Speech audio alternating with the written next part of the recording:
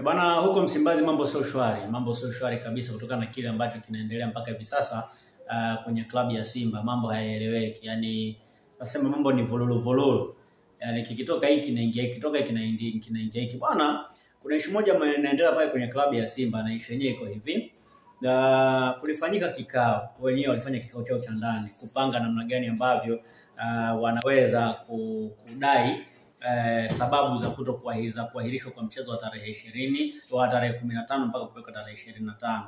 Sasa bwana, kwenye ule mjadala wakati kwenye majadiliano kikao, kuna viongozi wakaonekana kama wanasaliti chama. Yaani kuna viongozi ambao wao wanataka timu icheze dabi na kuna wengine hawataki timu icheze dabi.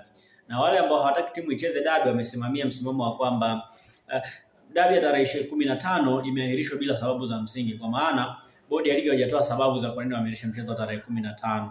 Lakini tuliona picha za kikao ambacho kilifanyika kati ya viongozi wa Simba baadhi pamoja na Rais wa Jamhuri ya Muungano wa Tanzania. By the way, hatujui kama kikao kilizungumza nini, lakini tuliona picha. Lakini pia zile picha ziliambatana pia na picha za viongozi wa Young Africans ambao pia mwisho wa siku walikubali kwamba atacheza dabi ya tarehe ngapi? 25.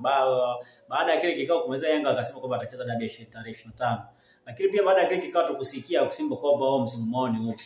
Yaani hawaeleweki watacheza dabi ama hawachezi dabi. Sasa wenyewe wakana kikao chao cha ndani kujadili namna gani ambavyo wanaweza kushiriki dabi ya tarehe 25, lakini ikaonekana kuna tofauti ya kutokuelewana baina ya viongozi wa klabu ya Simba. Kuna viongozi ambao wanataka dabi ichezwe, kuna viongozi ambao hawataki dabi ichezwe. Kitu ambacho kimeleta mtafaruku mkubwa sana ndani ya klabu ya Simba, na kuna baadhi ya viongozi ambao wanatajwa kwamba wameleft kwenye magrupu ya klabu ya Simba kwa sababu wao hawataki timu yao ishiriki kwenye mchezo wa dabi wa tarehe 25, bali wanataka timu yao isicheze mchezo wa dabi imalize msimu. Ina maana hata kama watanyimwa ubingwa, watakosa ubingwa, lakini hakuna shida, wao hawataki kushiriki huo mchezo. Kitu ambacho kidogo kinaleta mtafaruku mkubwa sana, kinaleta mgawanyiko kwa baadhi ya viongozi ndani ya klabu ya Simba. Hatujui nini ambacho kitaenda hatima yake itakuwa nini, kwa sababu mpaka sasa hivi Simba hawajaeleza msimamo wao kwamba wanacheza mchezo wa dabi ama hawachezi mchezo wa dabi.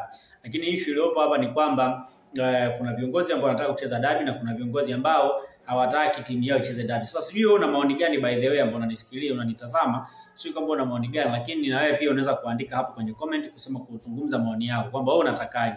Unataka timu icheze dabi ama timu isicheze dabi? Lakini ukweli ni kwamba kuna viongozi wa klabu ya Simba ambao